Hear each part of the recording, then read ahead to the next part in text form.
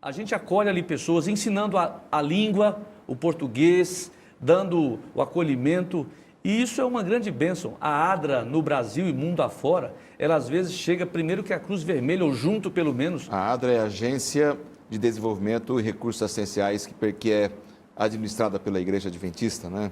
E ainda contando que cada igreja adventista é um núcleo social, chamamos de ASA, né?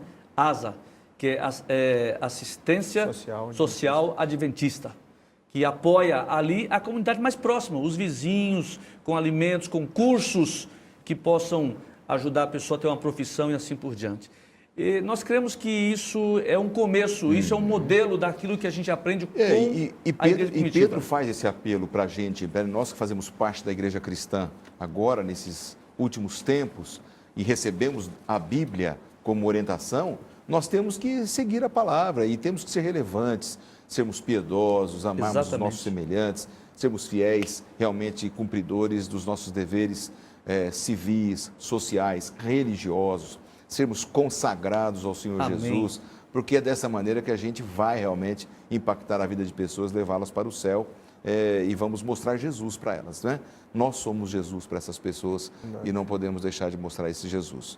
Para a gente fechar o tema dessa temporada, eu queria que a gente falasse sobre o último ponto que Pedro fala.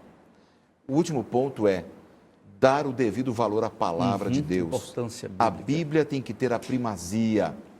Na época, a palavra não estava tendo tanta primazia na vida dos nossos irmãos lá do primeiro século. Como é que estava essa situação? Muitos falsos mestres ali entre eles, não é? Perfeitamente, pastor Laerte. O nosso guia menciona, inclusive Pedro comentou e confrontou os falsos mestres, né? Ele guiou os seus leitores a duas fontes de autoridade. Ele guiou aos profetas, aos santos profetas, ele menciona isso, e depois menciona os apóstolos, falando da importância de nós seguirmos as orientações do Velho Testamento e do Novo Testamento. E como ele era um apóstolo, ao mesmo tempo que ele sempre dava ênfase àquilo que foi escrito no passado, ele confirmava o seu chamado e a sua autoridade também para falar naquele momento, né? Então, o apelo dele é para que a gente dê primazia às Escrituras Sagradas, à Bíblia, porque a Bíblia, ela vai nos direcionar aquilo que realmente Deus deseja que possamos fazer. E o risco que eles tiveram com os falsos mestres, que usavam textos considerados inspirados, né, pastor Edmilson, para desviar muitas pessoas ali do foco do que Deus realmente queria, a gente corre o risco de hoje pessoas também estarem usando a Bíblia e ensinando um outro evangelho. Como é que a gente pode se prevenir dessas pessoas que são talvez falsos mestres, que entram no meio do rebanho do Senhor como ovelhas, mas são lobos devoradores? Dar ouvidos aos ensinamentos do apóstolo Pedro aqui no caso. É convidar cada pessoa, é você buscar na palavra de Deus, no assim diz o Senhor, tanto no Velho Testamento como no Novo Testamento também. É o que Pedro disse, olha, confiemos no que está escrito, porque há muitos ensinamentos. E é claro, um dos pontos que Pedro ele trabalha muito aqui é porque havia uma desconfiança, uma descrença quanto à volta de Jesus, sabe? Hoje também muitas pessoas elas entendem a volta de Jesus de várias maneiras. Por exemplo, há um grupo que chega a dizer, e até correu um vídeo aí nas redes sociais, onde um pastor adventista, ele foi colocado ali junto a alguns outros líderes religiosos, e porque o pastor adventista, ele disse a sua crença fiel pela palavra de Deus, que Jesus voltará nas nuvens do céu, com anjos, e haverá ressurreição. Ele foi criticado abertamente, foi chamado de fundamentalista, só porque ele crê na Bíblia como está escrito. E ainda também há o entendimento de que, por exemplo, será que Jesus voltará de maneira invisível, como alguns hoje dizem? Nos tempos de Pedro, haviam as fábulas, as invenções.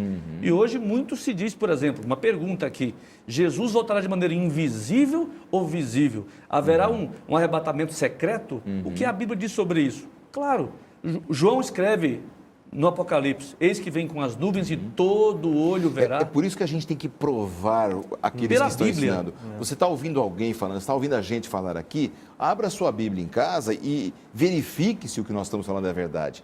Porque eu posso pegar um tema importante da Bíblia e levar a pessoa para o erro. É claro. Para a morte eterna. Né? A gente tem que provar realmente, tem que dar primazia à Bíblia. E se ela falar aquilo que eu não estou falando, siga a Bíblia, não siga a mim. Não siga os meus colegas pastores aqui do programa. Exatamente. Solete, existe um texto aqui da Bíblia que eu gosto muito, aqui em 2 Timóteo, capítulo 3, 16, diz assim: toda escritura é inspirada por Deus e útil para o ensino, para a repreensão, para a correção, para a educação na justiça, a fim de que o homem de Deus seja perfeito e perfeitamente habilitado para toda a boa obra. A lei é o testemunho, né? Diz Isaías, se nós não falarmos de acordo com esta palavra, jamais veremos a alva. E a gente Esse percebe lá na igreja cristã que alguns estavam se desviando, né? Perfeito. Começaram a acreditar em fábulas, como você disse, Edmilson, começaram a ter dificuldades.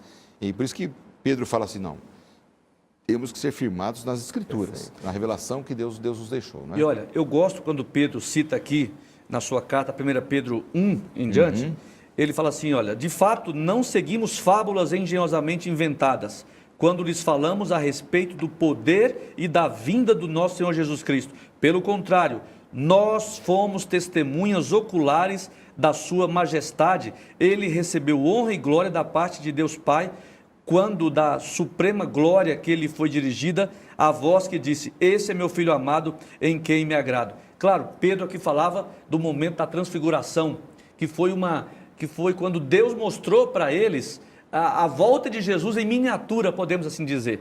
O que eu diria aqui, pastores, o que eu diria a você?